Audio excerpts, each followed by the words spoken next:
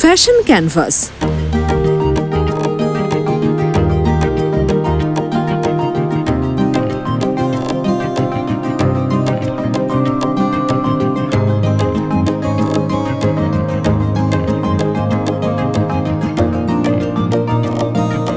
আমার পড়াশোনা ছিল চারুকলায়, আমার বিষয় ছিল ড্রয়িং অ্যান্ড পেন্টিং। তো ওই সময় আমি আমার পোশাকগুলো ডিজাইন করতাম, আসলে ভালো লাগতো করতে, নিজের জামা নিজে ডিজাইন করতে ভালো লাগতো।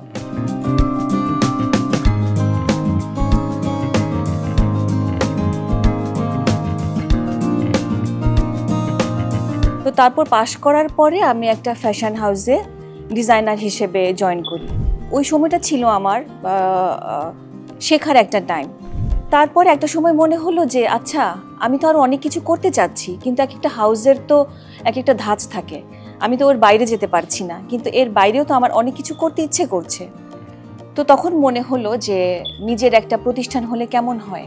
আমার বন্ধু শাওনাকন্দ, ওর সাথে একদিন আড্ডায় বসলাম যে নাম কি দেয়া যায়, কি হতে পারে আমরা যে ফ্যাশন হাউসটা খুলবো সেটার নাম।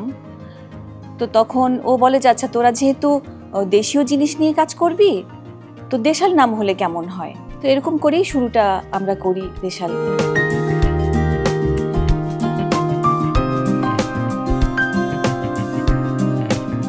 যে মাধ্যমগুলো নিয়ে অন্যান্য হাউসগুলো কাজ করছে, আমরা প্রথমেই সেই মাধ্যমগুলো আসলে বাদ দিয়ে কাজ করা শুরু করি। আমরা নতুন একটা মাধ্যম নিয়ে কাজ করার চেষ্টা করেছি। সেই মাধ্যম হচ্ছে স্ক্রিন প্রিন্ট, হাতের সেলাই এবং অ্যাপ্লিক।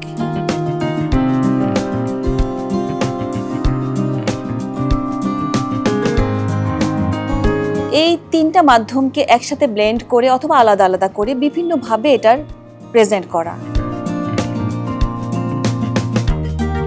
তারপর আরেকটা কথা না বললেই নয়, যেহেতু আমার ব্যাকগ্রাউন্ড ছিল চারুকলা এবং আমি বেসিক্যালি একজন পেইন্টার, তো আমি প্রতিটা জামাকে একটা পেইন্টিং হিসেবে দেখি। আসলে আমরা মজা করে বলি যে দেশালের জামাগুলো হচ্ছে মোবাইল আর্ট, যে পেইন্টিংগুলো সবাই গায়ে পরে ঘুরবে।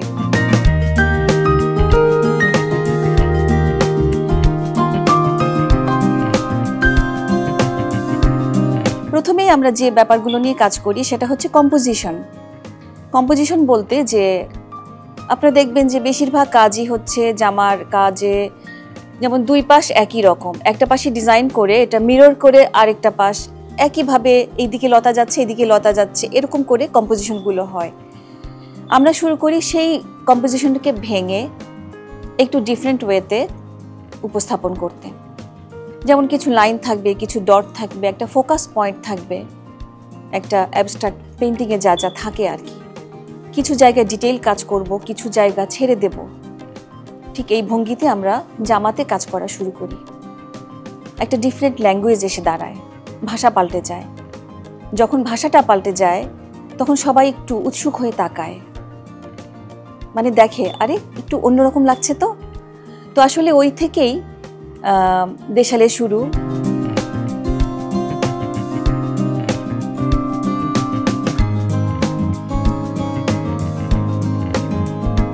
অনেক কমপ্লেইন পাই আমরা যে ছেলেদের পোশাকে কেন আমরা এত অমনোযোগী, বা কেন আমরা ছেলেদের পোশাক নিয়ে আরো বেশি কাজ করি না। তবে অনেক আগে আমরা যখন সেই 2005 সালে দেশাল শুরু করি, তখন আমাদের যে শুধুই ছেলেদের পোশাক ছিল এটা কি জানা আছে আপনাদের? 19 বছর আগের কথা ভুলে গেছেন হয়তো। কিন্তু আমরা শুরুটাই করি ছেলেদের ফতুয়া নিয়ে, এবং সেই ফতুয়াগুলোতে নানা রকমের মেসেজ যেত, সমসাময়িক ঘটনা, হিস্ট্রি বা সংস্কৃতি, অনেক কিছুই ওই সময়ে আমরা ফতুয়াতে কাজ করেছি। তবে হ্যাঁ, এখন আমরা ছেলেদের নিয়েও কাজ করি। পাঞ্জাবি সবসময়ই থাকে, সেই প্রথম থেকে পাঞ্জাবি করে আসছি, এখনও করছি।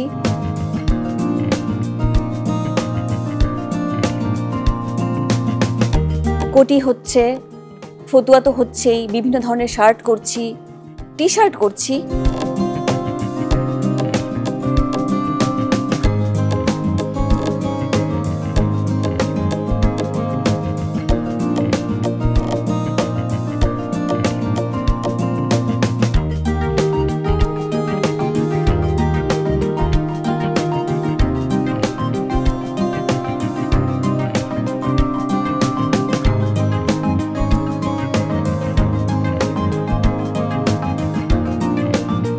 গয়নার কথা যদি বলতে হয় তাহলে বলবো দেশাল অনেকগুলো মাধ্যমে কাজ করে।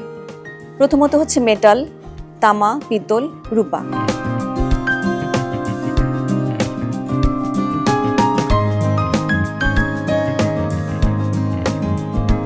কাপড় দিয়ে আমরা অনেক রকমের গয়না বানাই। আছে কাঠ আর বিভিন্ন রকমের পুঁতি, কাঠের পুঁতি, তারপর কাচের পুঁতি, কাচের পুঁতির বিভিন্ন রকমের বুনন দিয়েও আমরা গয়না করি। এটা ছিল 2003 সাল। তখন ভাবলাম যে সোনার গয়নাগুলোতে যে ডিজাইনগুলো আমরা পাই সেগুলো পেতল বা তামায় করলে কেমন হয়, যেমন গোলাপ বালা অথবা হাসুলি অথবা বিছাহার, এগুলো করলে কেমন হয়।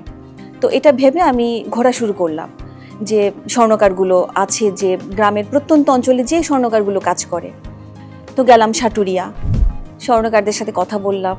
তো যখন আমি বললাম যে আচ্ছা আপনারা যে সোনার গয়নাগুলো বানান এটা আমি সোনায় না পেতলে বানাতে চাচ্ছি, তারা না খুবই মাইন্ড করলো আসলে যে এটা কেমন যে সোনার গয়না পেতলে বানাবে। হ্যাঁ, তো কেউ রাজি হয় নাই, আসলে কেউই রাজি হয় নাই। তখন আমার ওই মিশনটা ফেইলিওর ছিল। আসলে আমি কোনো স্বর্ণকারের সাথেই কাজ করতে পারিনি। তারপর দেশাল 2005-এ শুরু করারও আরও কিছুদিন পর 2007-এ এসে মানিকগঞ্জের একজন স্বর্ণকার রাজি হয় যে এই তামা পেতল দিয়ে সোনার গয়নাগুলো করবে। তো তখন থেকে আমরা সোনার ডিজাইনের গয়নাগুলো তামা পেতলে করা শুরু করি।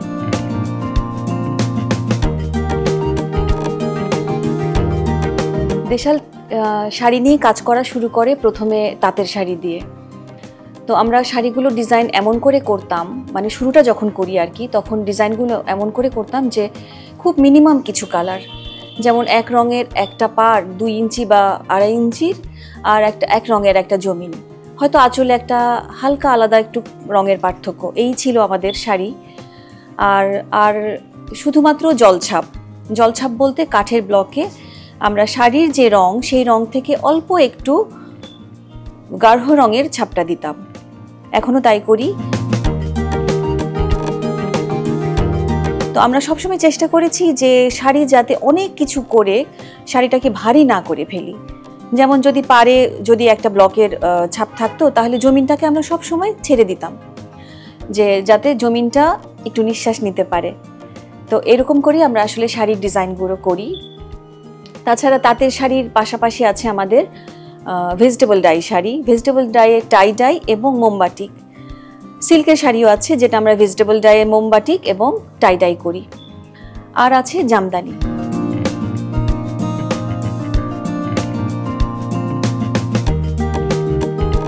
জামদানি আমরা সব সময় চেষ্টা করেছি যে এটার মধ্যে কোনো রকমের নিজেদের ইনপুট না দিতে। আসলে তাঁতিরা যে ধরনের ডিজাইন করে আমরা সেটাকে শ্রদ্ধা করতে চাই, কারণ আমার মনে হয় না যে আমি একটা জামদানির ডিজাইন তাঁতির চেয়ে বেশি ভালো করে করতে পারবো, কারণ এটা হচ্ছে তাদের অনেক অনেক বছরের পারিবারিক পেশা এবং অনেক বছরের জ্ঞান এটা। তো আমি কখনোই জামদানিতে কোনো একটা টাচ দেওয়ার চেষ্টাই করি নাই। অনেকে আছে যে জামদানিতে হয়তো একটু মেশিন এমব্রয়ডারি ঢোকায়, কিন্তু আমার এটাকে একেবারে ধৃষ্টতা মনে হয় আসলে। তো জামদানি আছে আমাদের, মাঝে মাঝে হয়তো আমরা একটুখানি কম্বিনেশনটা বলে দিই, এছাড়া আর তেমন কিছুই করি না। কারণ যে বুটিগুলি ওরা করে, সুন্দর সুন্দর নামের বুটি আছে, যেমন বকুল বুটি বা কদম বুটি বা মাছের কাটা, এই ডিজাইনগুলো অসম্ভব সুন্দর। তো আমাদের অনেক রকমের অনেক টাইপের মূল্যের জামদানি আছে। আর তাঁতের শাড়ির কথা যদি বলতে হয় আরেকটু বলি, যে আমরা অনেক সুন্দর সুন্দর নকশাপাড়ের তাঁতের শাড়ি করি, যেগুলো আমরা আমাদের নানি দাদিদের শাড়িতে দেখতাম অথবা পুরনো কাঁথায় দেখতাম। সেই নকশাগুলোকে আমরা আবার নতুন করে করা শুরু করেছি। সেই শাড়িগুলো খুব সুন্দর।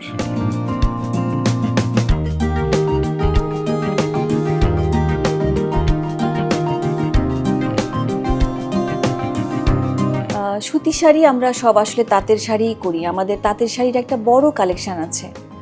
তো তাঁতের প্রসঙ্গ উঠলো বলে বলছি যে আমরা দেশাল যখন শুরু করি শুধু শাড়ি নয়, আমাদের প্রতিটা প্রোডাক্টের কাপড়টাই ছিল আসলে তাঁত। আসলে আমরা 80% তাঁতের কাপড় রেখেছিলাম, আর 20% হয়তো ছিল পাওয়ারলুম। তো এখন এই সময়ে এসে খুব দুঃখের সাথে বলতে হয় আমাদের তাঁতের কাপড় বোধহয় 30% নেমেছে এবং বাকিটা দখল করেছে আসলে পাওয়ারলুম।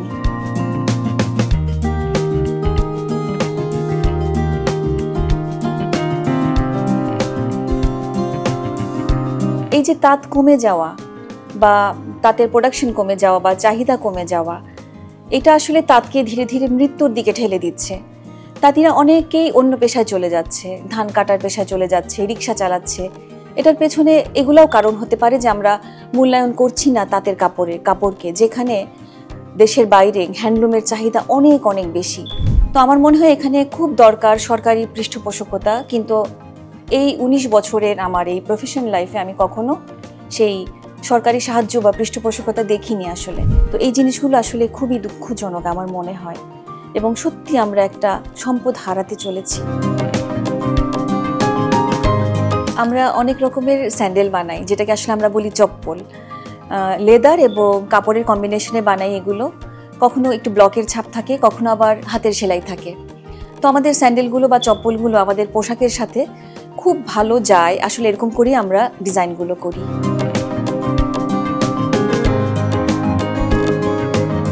আমরা অনেক রকমের ব্যাগ বানাই, লেদার এবং কাপড়ের কম্বিনেশনে যেমন বানাই, সেরকম আবার শুধু কাপড়ের ঝোলা ব্যাগ, অনেক রকমের ব্লকের ছাপ দেয়া বা হাতের সেলাই দেয়া ব্যাগগুলো আমরা বানাই।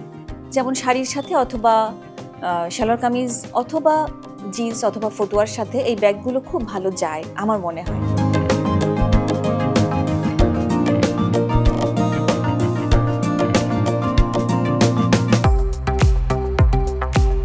আজকে আমার যে মডেল আছে ওর নাম হচ্ছে মুবাশিরা কামাল ইরা।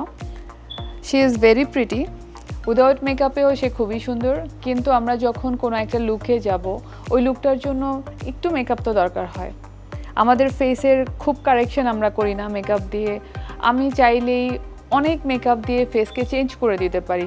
ওটা কি হবে, একটা মানুষ থেকে আরেকটা মানুষে রূপান্তরিত হয়ে যায়। ওইটা আমরা চাই না। এটা 2025, এই আমলে কেউ এই ধরনের মেকআপ করে না। তো ওর যেটা কারেকশন ছিল সেটা ডার্ক সার্কেল ছিল একটা আন্ডার আইতে, ওইটাকে আমার একটু কনসিলার দিয়ে ঢাকতে হয়েছে। খুব লাইট একটা মেকআপ দিয়েছি আমি। আর লিপের মধ্যে আমি ওয়ার্ম টোন ইউজ করেছি, চিকে অ্যান্ড আইলিডেও ওয়ার্ম টোন ইউজ করেছি। কারণ আমরা যখনই, আমি এর আগেও বলেছি, যখনই আমরা কুল টোনে যাব তখন পুরোটাই কুল টোনে আসবো, আবার যখন ওয়ার্ম টোনে যাব তখন পুরোটাই ওয়ার্ম টোনে চলে আসবো। আর ওর হেয়ার কোয়ালিটি এমনিতেই অনেক ভালো। এই আউটফিটের সাথে বাঁধা হেয়ার একদমই ভালো লাগতো না, তো আমি এটাকে ওপেন রেখেছি। আমার কাছে তো অনেক সুন্দর লাগছে, আপনাদের কাছে কেমন লাগছে জানাবেন।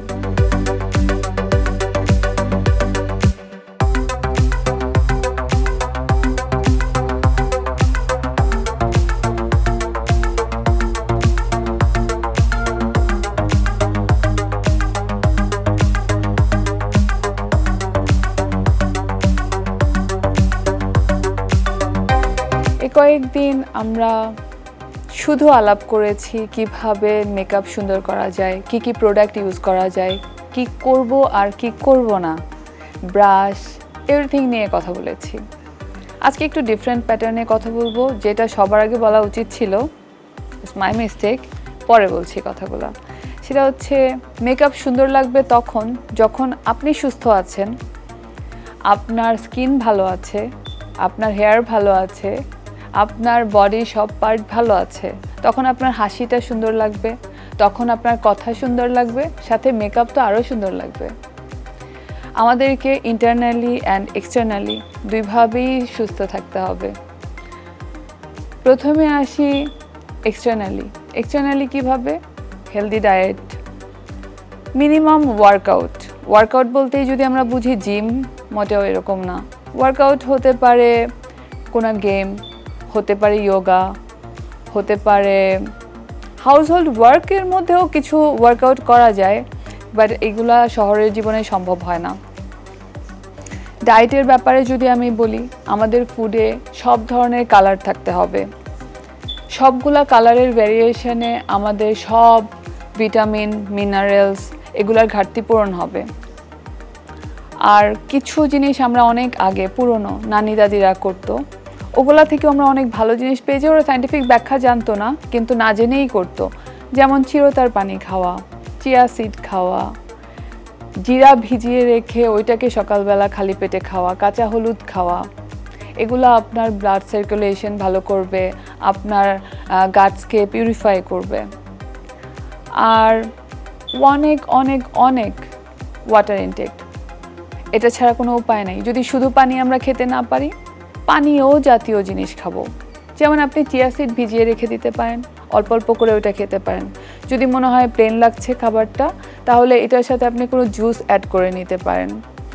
তারপর স্যুপ বেশি খেতে পারেন, হতে পারে এটা চিকেন স্যুপ বাসায় করা, হতে পারে একদম clear vegetable soup, broccoli soup, খুবই টেস্টি হয়। ঠিকমতো বানাতে পারলে এত মজা হয় স্যুপটা। ওটা যে হেলদি খাবার সবাই বলে যে টেস্টি হয় না, বাট এটা খুব টেস্টি হয়। আর আমরা যখন কাজে বের হই, আমরা রেগুলার কাজে যাই, সবাই যে কোনো কাজে, কেউ স্টুডেন্ট, কেউ working women or working man এরকম থাকে। বাট ওই সময় কি সাথে করে আমি বাসা থেকে খাবারটা নিয়ে যাব। যদি কেউ হেল্প করার না থাকে, আমরা নিজেই করতে পারি। অনেক ইজি কুকিং আছে যেটা 5 মিনিটে হয়ে যায়। এখন আসি ইন্টারনালি কিভাবে? আপনার মন খারাপ, আপনি অ্যাংজাইটিতে ভুগছেন, আপনি অনেক ফ্রাস্ট্রেটেড, তাহলে কি আপনার মুখে মেকআপ ভালো লাগবে? আপনার মুখে হাসি সুন্দর হবে? এর জন্য কি করতে হবে? প্রবলেমস তো আমরা ফেলে দিতে পারবো না। প্রবলেমগুলো ডিল করার জন্য কিছু জিনিস ছাড়তে হবে, কিছু জিনিস অনেক বেশি আঁকড়ে ধরতে হবে, কিছু স্যাক্রিফাইস করতে হবে। সাথে মেডিটেশন থাকবে, যোগা থাকবে, ব্রিদিং এক্সারসাইজ থাকবে।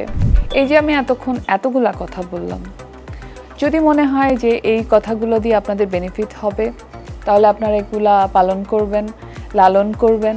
দেখবেন মন শরীর সুস্থ থাকবে, সতেজ থাকবে, তখন মেকআপও সুন্দর লাগবে, মেকআপ ছাড়াও সুন্দর লাগবে। অ্যাকচুয়ালি সুন্দর হওয়ার জন্য যে মেকআপই করতে হবে এমন কিন্তু না, মেকআপ ছাড়াও মানুষ অনেক সুন্দর। এখন তাহলে বিদায় নিচ্ছি, ভালো থাকবেন।